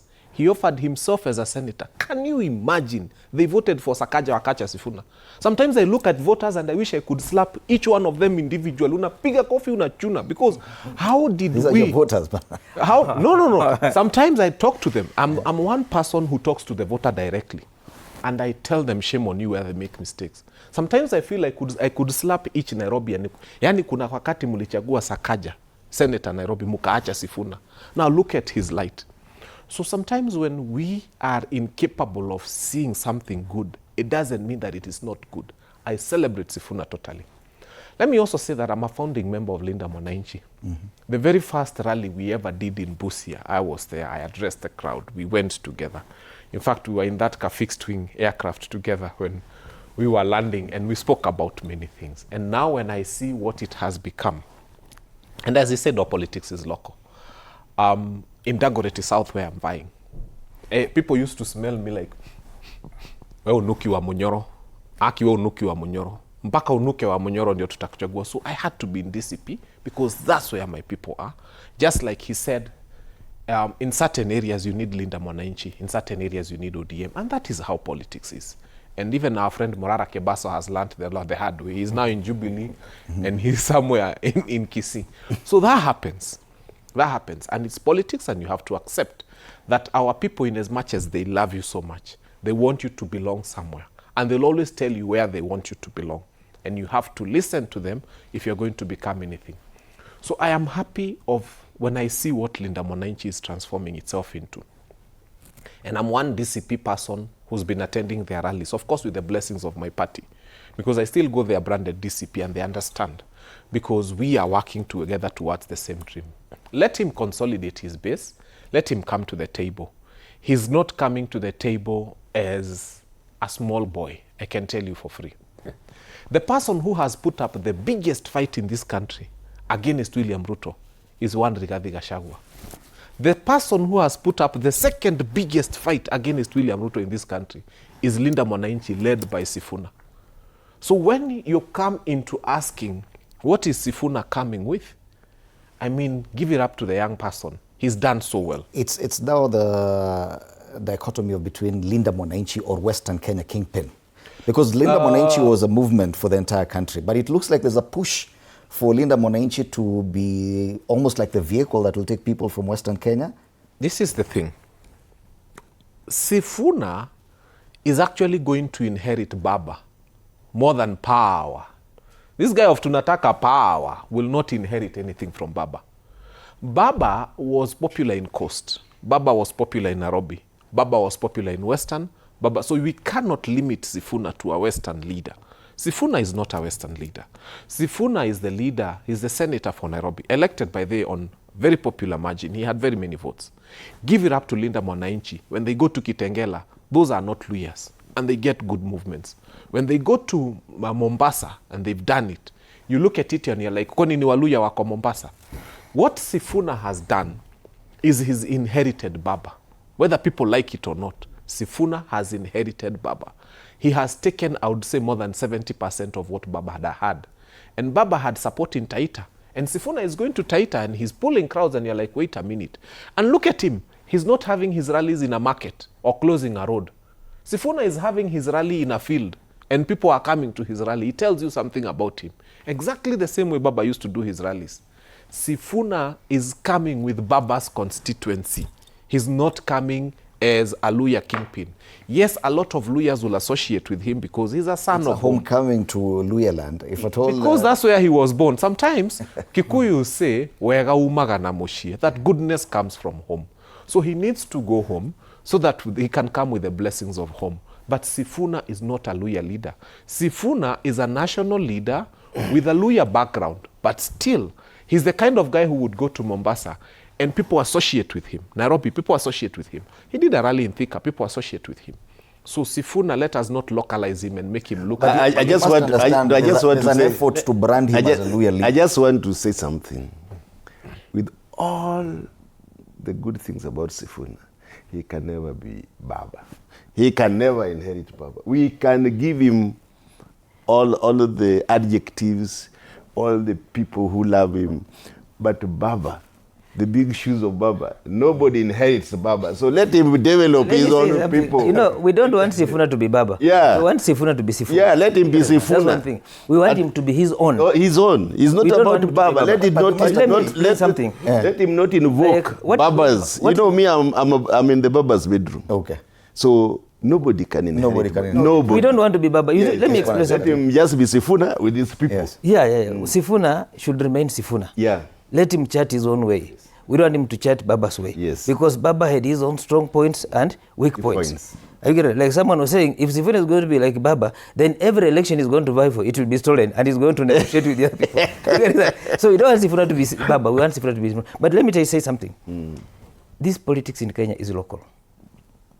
You may be a national figure, but you must have your own constituency. BAMBA had his own constituency. That was Nyanza.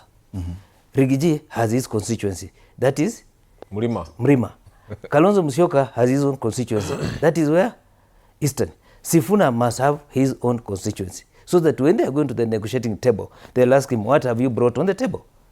And the reason why Sifuna for the last, if you discovered, for the last 3 weeks, politics in Western has changed. Why has it changed? When George Natembeya decided to forego his presidential ambition and back Sifuna, it changed everything. That's why anyone in Western Kenya who wants to hold any position in the next election, he must have the backing of Sifuna and Natembeya. If you look at Tim Wanyonyi is a broad-based candidate for governor in Bungoma. He was unveiled in State House. You can remember at that time, Raila Amolo was there, Ruto was there, and all 10 elected MPs in Western. They were all there, both in Ford Kenya, UDA, even Jubilee, they were there. Right now, if you go to the ground, people who have been supporting Tim Wanyonyi are people from the broad base. Like if you look at Waluke, he's the greatest supporter, and he's a two-term. Look at Kapondi, he's the greatest supporter, he's two-term. Look at Dan Wanyama, look at Catherine Mbilianga. But unfortunately, the ground has shifted. And Tim was able to read the signs of the day. That's why he had to jump ship and back who? Edwin Sifuna. I heard my friend saying that, look, you can't compare Didmas to Edwin Sifuna. I was in that funeral. You see, Didmas was heckled, but you see what he does? He plays with AI. When he leaves the funeral, he gets an old picture, then he does that, he's walking away with people. That's not the truth. Two, when you see all those crowds in Bungoma, what do you do? Didmas will send a vehicle announcing that, come, I'm going to give you money. Anyone will go there. I can give you a good example. The day before an election in Kapchai, at Mohoya Market, Didmas held a rally of 6,000 people to campaign for Wetangula's candidate. On the voting day, how many votes did he get? 7 votes in that polling center. There's another market called Mahonge Market. He had 5,000 people. How many votes did he get? 127 in that polling. So you see, look at what happened in El Kalau. UDA rallies. Hey, they had so many people because people are going to get money. But when it comes to voting, they'll vote differently. The reason why people have moved away from Kenya Kwanza in Bungoma is that, you see, before that election, Bungoma is the one that tilted the weighing scale. People had a lot of faith in Dr. William Ruto. People, in fact, us, we didn't support Raila Amolo Odinga. People didn't support, they supported William Ruto. And then William Ruto had a certain agreement with our people. They agreed that, look, once I take over this position, there are certain things I'm going to do for Western Kenya. The first thing was to do 1,000-kilometer road for Western people. In 6 months? In the next 5 years. Do you know how many kilometers he has done? He has done no less than 2 kilometers. And this road goes to Honorable Moses Wetangula's home. He said that, look, I'm going to give, like, for those people who want to join police force, they'll be going with buses. Right now, those ones who want to become teachers, we are going to, but right now, if you look at teachers, letters are being given to MPs. They are selling them at 200,000, 600,000. Who can afford? Watching what happened in Olkalau from a perspective of a Western Kenya leader, and what probably the things that were promised in Malava that were never delivered, or even what, because the joke making rounds is that in Western Kenya people are given sodas and bread, and when it comes to Olkalau, people even got boats. How does that make the voter in Western Kenya? Where do they use votes for? They never won the Malava by-election. The violence that was there was on another scale. You remember, like, our candidate, that's Seth Panyako. He was forced to leave the ground because of violence at about 11. If you look at all his polling centers, there were no agents. When we went to the tallying center, it was only me and Khalwale. There was nobody because they had all been scared off. Imagine, after rigging, you only managed the difference of 300 votes. Are you getting that? 300 votes after rigging. So my point is this. Western left long time ago. But now, there are very many senior leaders from Western Kenya, including Boni Khalwale, Wycliffe Oparanya, and others, who would have wanted to inherit Baba's popularity in Western Kenya. How does Sifuna get it? Is it because of the Linda Mwananchi movement? And how much does Linda Mwananchi have to do with Western Kenya? You see, it has taken us how many years to get a leader after the demise of Wamalwa Kijana? It has taken us about 20 years. Leaders emerge naturally. If you look at Oparanya's meetings or whatever, they ferry people in buses. They pay people to attend those meetings. But if you look at Edwin Sifuna's rallies, they don't pay anybody. If you look at opposition rallies, I've been able to host opposition leaders in Bungoma twice. The first time I hosted Rigiji and the group. The second time I did that, we never paid anybody any money. There was no school bus. Look at what's going to happen in Trans Nzoia and Bungoma. On Saturday, we'll be in Trans Nzoia. On Sunday, we'll be in Bungoma. No school bus, no ferry, nobody will be paid anything. People will just come naturally. And that's what happens when a leader emerges. Sifuna has emerged. You can't change it. He's going to be the next kingpin for the Western region. And as I can tell you, I can assure you, all those people who are now with two-term, they are all going to be washed away. It happens. We can't change them. Look at when Wamalwa came. We had Kina Mwangala and the rest. They were all swept away. Right, in 2027, after August, we'll have former governor, it will be former governor Ken Lusaka, former speaker Moses Wetangula, former CS Musalia. This one I can assure, because if you look at the situation in Western Kenya, go to the ground, things are different. If you are in two-term, you must pay for them to attend. Okay. Yeah, any rally you must pay, you must ferry people. But now what happens to Linda Mwananchi? Like for example, let me just give you, look at all the rallies that are done by Didmus. He has a helicopter. He'll come with a helicopter if trying to disrupt other meetings. Then after that, people must queue to be given money. Okay. There's no rally Didmus can carry out without any money being given. Even when the president comes here, like you remember when he was in Bungoma, they did the last meeting was done at Wanjandege, the airstrip, the former airstrip. People had to queue to be given money. You look at school buses all over, yellow buses. But you see, like on Monday, on Saturday in Trans Nzoia, you will not see any school bus. Yes, but what happens to the Linda Mwananchi movement now? Because if at all they take Sifuna as a Western Kenya leader, he had this national movement. We know what Wamonyoro stands for and his party. Sifuna does not have a party yet. No, He's still a member of ODM. Something will happen. You see, Uhuru Muigai Kenyatta is not asleep. And I'm happy with what they did and continue to do. You remember they revived Azimio, and people thought that Azimio was a dead horse. It wasn't dead. Remember, at the formation of Azimio in 2021 December, Parliament had to reconvene to create the first ever coalition political party, and it's the only one we have. Because Kenya Kwanza is a funny conglomeration of parties that is not very well structured. Azimio is the only political party that you can join as an individual or join as a party. Mm-hmm. And so what is happening as we speak right now, you see Kalonzo Musyoka is now the head of Azimio. I'm happy ODM left. I don't know why they left and went to bed with a government that is going home. I wish they hadn't been tempted to go. My friend, Rudi ni nyumbani. So this Azimio, once it's rebranded, becomes a home for all of us in the United Alternative Government. And now Sifuna can join as an equal partner.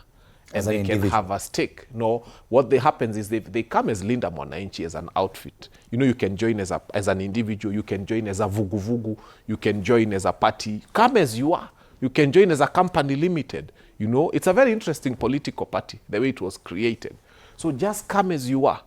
And then it becomes a home for all of us. Obviously, then the name Azimio will change. Remember, our logo was BAMBA, it was Raila. And now he's resting in peace, which is something we cannot, that is God. So we have to remove the R, we have to rebrand Azimio, and definitely it becomes a home for all of us. So Edwin Sifuna is coming as an equal partner, worthy of respect like every other person. And it is the hope and aspiration that all of us who are there will see him become either a presidential candidate or a deputy presidential candidate. He's worth it. I am happy because he's within my generation. He's a millennial like myself. And so we are saying Edwin Sifuna carries another unique constituency. The Gen Zs, the millennials, the young people see their aspirations in Sifuna. They see him as a person who carries the promise of their generation.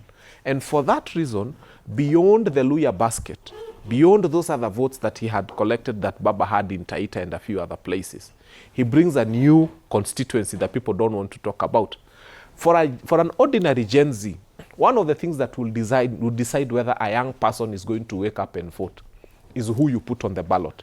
And I can tell you, in the presidential ticket, if there is no young person, if there is no person who appears like me and you, the younger people in this panel, I can tell you, young people will not wake up to vote. So having Sifuna there is a magical thing, because then a young person is inspired to wake up and vote and say, I see someone who understands my challenges. Okay. Yeah. All right. Before I come to you, I need clarity on how Sifuna will fit into this arithmetic and what will happen to Linda Mwananchi. Is it something that the Western Kenya team would want to get into? Let me just put it right. Sifuna and the Linda Mwananchi especially, they are going to come up with a party. It's going to be unveiled very soon. Because in politics, without a party, is like without a vehicle. How are you going to move? They are going to get into a party where it's going to accommodate all these people so that when they are going into negotiation, because already Rigiji has a party, Kalonzo Musyoka has a party. Are you getting that? All those people in the coalition. There's also DAP-K there with Eugene Wamalwa. Eugene Wamalwa has a party. But I can assure you, in the next few weeks or months, Edwin Sifuna and Linda Mwananchi, they're going to unveil a party, a vehicle that will enable him drive to State House. And that will be the party that Western Kenya will collectively adopt. Yeah. But I can tell you from where I sit, and having been in this politics for a long time, I don't foresee, unless they are going to buy an already or acquire an already existing political party, I don't see Linda Mwananchi or any other party being registered. You know, there is a big process of registration of a political party. It never takes less than 1.5 years. So, unless that started 3 years ago, I don't see any political party now being registered before the next election. But that one you can come and ask me later when we convene here. So unless they acquire, like my friend, his explanation was making sense, that there is an azimio that the Linda Mwananchi can join in any other form, and there are those gaps that they can use to join. But coming with a new political party, which is going to be registered now, that will not happen. No, but you see, Linda Mwananchi is not a party. Yeah, it's not a party. If Raila had ODM, he used ODM to get into Azimio. Yes. Edwin Sifuna, get my word, within a very short time, he's going to unveil a party, a vehicle that will help him. And let me tell you something. Out of 47 ODM branches, 35 are with Edwin Sifuna. Now you can imagine how many branches are you remaining with. Out of? Thank you. 47, out of 47. Are you a member of the ODM? Out of 47. What he's saying is with Sifuna leaving with Hugh Chang, of the original ODM supporters. Then ODM, of course, they remain with only 12 branches. What is left is cornered in Nyanza. No, it's not about Nyanza. It's about Nyanza. Yeah. You used to be in Western Kenya. No, you are no longer there. It's not about Nyanza. I'm on ODM in Nairobi as a political party. And I think, why can my friend talk about his party, not ODM? You know, he cannot speak on behalf. Still a member of ODM. Yeah, of course, as it is, there are still battles in court. And of course, he has moved on. He's just in ODM by virtue of having been a secretary. But he moved on. That is why he's in Linda. You know, the truth be told, that Sifuna is charting his own political path. That is what is happening. And because he was in a very, very popular party. And that is what is driving him. And because he also worked as a secretary general. I know the secretary is the keeper of the documents and all things of the party. And I think that is why he has also very fast gained the ground. But I think what we are saying is that let Sifuna chart his own political path and the way he's doing. But it is also, it will not be good for him that he has moved from a cosmopolitan city like Nairobi, which has propelled him to that level. And now he is reducing himself to local politics in a village in Western. Because he has been seen as a national leader. When we look at most of the leaders that we have, like BAMBA, was in Nairobi and controlled the politics of Nairobi. We have Sifuna as our senator. You know, I voted for Sifuna twice. I voted for him when he lost in the 2017 elections. I also voted for him in 2022 election. In Nairobi here. And he need not to identify only with a certain bloc, because that will make him lose some of his members, because he's considered that he is a member of a cosmopolitan city in Nairobi. So I don't know the mathematics that he's doing, but I'm yet to see how it works out in the next 2 months, what he's trying to do now. Because when he came to the platform, his platform basically was a national leader without a tribal affiliation. And that is what propelled him to where he is. But what is now coming out is that he wants to be, the Western now want to make him the kingpin of Western. And it makes me go back to St. Luke's, that the stone that you rejected now will form the cornerstone of that building. Because he had been rejected in Bungoma before. He came to Nairobi. We accepted him as Nairobi, as a national leader, and that is why he became a senator in Nairobi. So I want to see how these scenarios play in the next 2 months. Let me just correct him. Raila was an MP for Kibera in Nairobi. But he used to go to Nyanza all over. In fact, he used to be crowned as a Luo elder. What's wrong with it? When you try, you see, Sifuna is all over the country, but we cannot forget that he has his root. Is there a risk that he will lose his national appeal? He cannot. That he may lose his national appeal by dropping the Linda Mwananchi umbrella, which is actually a national movement, and becoming a Luya. No, I think you need to look at Sifuna also in terms of association. Yeah. He has associated himself with people like Babu Owino, for whom I have had to just develop profound respect for. Because whether you like it or not, that young man is self-made. Babu Owino comes from a university student leader. In fact, when you look at his story from Kondele and how he came into Nairobi and how he started living in my constituency, Dagoretti South, and how he has gone and become MP for, Embakasi East twice, and now he's going for the governor's position. Sifuna has picked around himself people who've built themselves from nothing. And he's running with them.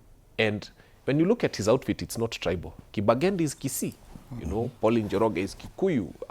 So he surrounded himself with a people that makes him also have that national outlook.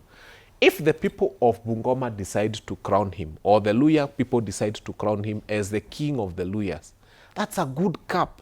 William Ruto was crowned king of the Kalenjin. Yeah. He never stopped. People never started saying he's a tribal person. What you need to do is say, okay, thank you. As I told you in Kikuyu, goodness comes from home. So if the people of my home want to fit me, that's a good thing. But Sifuna should continue charting his path as a national leader. And any other cap that comes, any other kofia that they wish to give him, Luya leader, Bukusu leader, Maragoli leader, Akubali, knowing very well that he hasn't lost his national appeal. I think the only thing that would make Sifuna lose the national appeal is if he starts speaking as a Luya. He starts saying, Sisi wa Luya, Mimi Muluya, Sisi wa Bukusu. Isn't that the expectation that once he goes to the table in the alternative government, he's coming as a Luya? When he goes, he will say, I have a constituency. That is made of very many Gen Zs who don't even care what their mother tongue is. And then I have been given another constituency that belongs to Western. My Western people want this, and the young people of Nairobi and urban places want this. It is possible to speak for more than one constituency, and he should be able to deliver that very well. Come and say that the first generation of young people, this is what they are demanding. And then my people from Western are also demanding this. You can wear more than one cap. Wow. Okay. But there is one... Let me just another thing. Let me add something. Very briefly, because we are getting to the end. You discover that in Western Kenya, the person who takes charge of the campaign is George Natembeya, not even Edwin Sifuna. George Natembeya is the one who is going to take charge. Two, Linda Mwananchi is not Edwin. Linda Mwananchi comprises of so many people. So let them not try to confuse that. Look, if Edwin is going there, then it means Linda Mwananchi. In fact, in Western Kenya, we are going to have Pauline Njoroge, James Orengo will be there. All Linda Mwananchi people are going to be there. What will happen in Bungoma and Trans Nzoia is a Linda Mwananchi rally. Because if you look at, we had Linda Mwananchi rally in Busia, we had Linda Mwananchi rally in Viga, we had Linda Mwananchi rally in Kakamega. We've not had a Linda Mwananchi rally in Trans Nzoia and Bungoma. So what is going to happen on Saturday and Sunday is Linda Mwananchi rallies. It's Sifuna's homecoming. No, it's not homecoming. Because according to this paper, it is homecoming. He is up for homecoming here. It's not. You see, homecoming on the front page. Someone wanted to twist it to appear as if it's a homecoming to crown him as a Luya leader. That's not the position. The position is Linda Mwananchi have not had a rally in Trans Nzoia. Linda Mwananchi, they have not had a rally in Bungoma. If there's any crowning, it should be done in Kakamega because that's the capital city of Western Kenya. All right. Yeah. So there's just something that I detest as a politician. I don't know why people glorify Pauline Njoroge. Is she not a bona fide politician? Is she not within her right to fight in political circles? I think politicians should have a stand. Pauline Njoroge defined the former Ouru's presidency. Pauline Njoroge was key in Raila's failure to get AU position. I don't know when Pauline Njoroge now should be glorified as a great politician. I think that is the misconception that and a misstep that Kenyans always have. If you are a politician, let us see your track record. She has been there in different governments and keeps on jumping ship to satisfy her ego.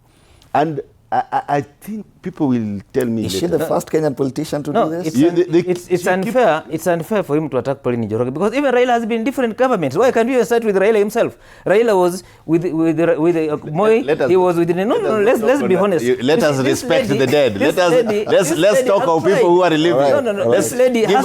Let us give an example of the living. Let us not talk about the dead. Why are you so uncomfortable? Why are you uncomfortable with her? Why do you say that she was right?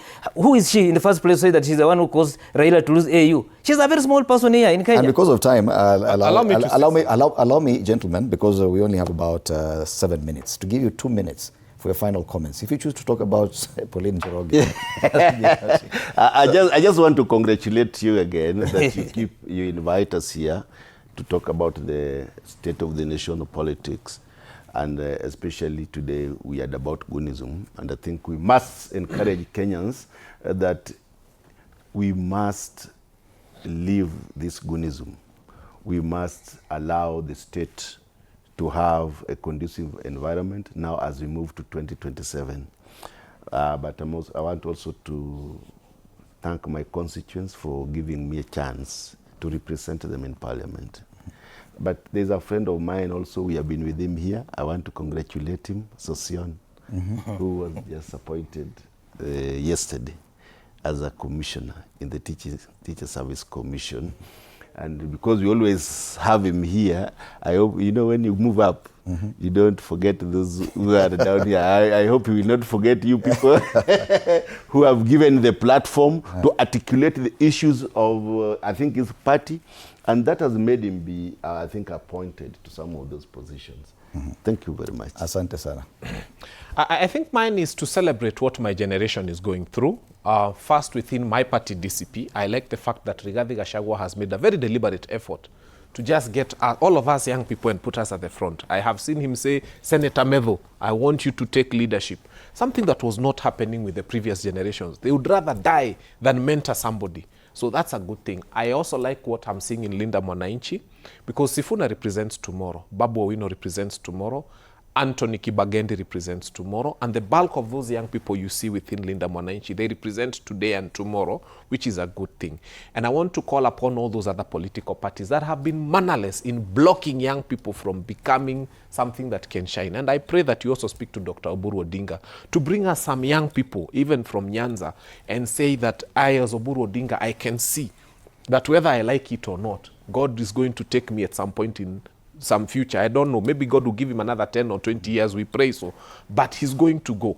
And all these leaders are going to go. Can we start being deliberate about getting young people and give them frontline position? Finally, to the people of Dagoretti South, nawapenda sana. We still keep the promise. We still look forward to 2027. And I still look forward to representing you in Parliament, God willing, should you give me your votes. All right. Yeah. Mine is, one, I'm asking the church to pray for this country, because where we are heading to, we're heading into a very, very dangerous state.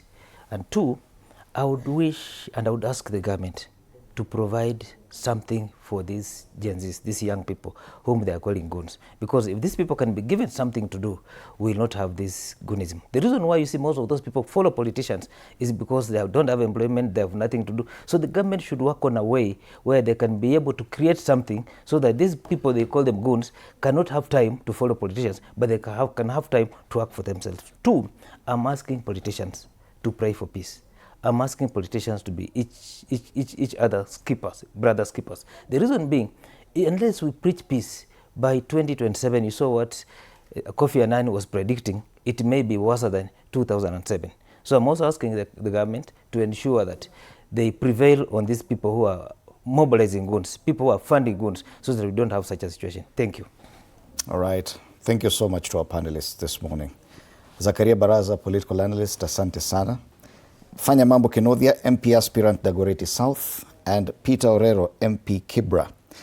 Indeed, asanteni sana for your time at TV47, where we talked about Goonism and talked about Western Kenya politics. It's been a while before we talked about politics from Western Kenya. There's been an obsession, some level of obsession with what was happening in Mount Kenya region, especially with the All-Kalau by-elections. So asanteni sana, gentlemen.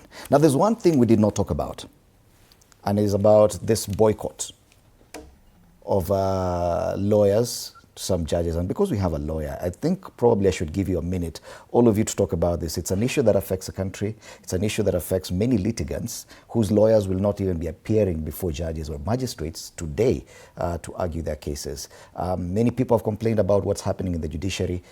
You are a member of the Law Society. I am not a member of the Law Society of Kenya. I Oh, usually tell people after my law degree, I did my master's in law.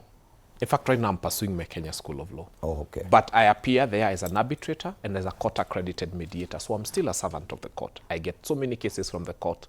I resolve so many cases on behalf of the courts as a court-accredited mediator. And I do a lot of arbitration of cases that come from the judiciary. I sat with most of the advocates you see at Catholic University. So I understand the whole spectrum of it. And all I can say is when you appear as a lawyer to represent a client, and before you, you see a judge who makes a ruling that is obnoxious, unbelievable, and you can tell it is actuated by a bribe. You know, kuna ruling inaweza toka ulize, who in their right mind would give such a judgment? This is what lawyers are protesting about. It's not a hatred towards judges. It's just a situation where you wake up and feel that this decision is not founded in law. This decision is not merited. This decision would not be made even by a class 4. It is actuated by malice. It is motivated by a bribe. That is the only thing that advocates are fighting against. They are saying, remove from us the corrupt judges. So that, you know, sometimes you appear like you're a stupid lawyer. How did you not win that case? How did you lose that case? Kumbe, it had nothing to do with the merits of the case. And we are saying it's not the whole judiciary that is corrupt. We have a few terrible elements who can be named. Those are the ones we want expunged out of the judiciary, and we are left with the clean ones. All right. Gentlemen, any other comment on that? No, we are just saying that I think this 2010 constitution opened the appointment of judges even from the activists, those who have not served as magistrates before and have gained the necessary experience in terms of handling the court matters. Before, you could never be appointed a judge when you have not been a magistrate, chief magistrate, like that. And some of the judges that we are seeing, including the Chief Justice, did not go through the ladder. She was appointed from, I would say, activism. But I know, okay, she has done her part. But what we are saying is that let the judges conduct themselves in a more professional manner. And this must be done by the Chief Justice. Let her reign on the judges who are not, maybe magistrate judges, who are not doing their work well. Because I think that is what I would say. And before, you would not even meet a judge in a public place. There were people who were really sacred. They were kept in their houses. You will not meet them anywhere. But I think times have changed that you can meet them anywhere. And I think maybe that is why we have this kind of things happening. All right. Maybe. I think main is that we need a radical surgery in the judiciary.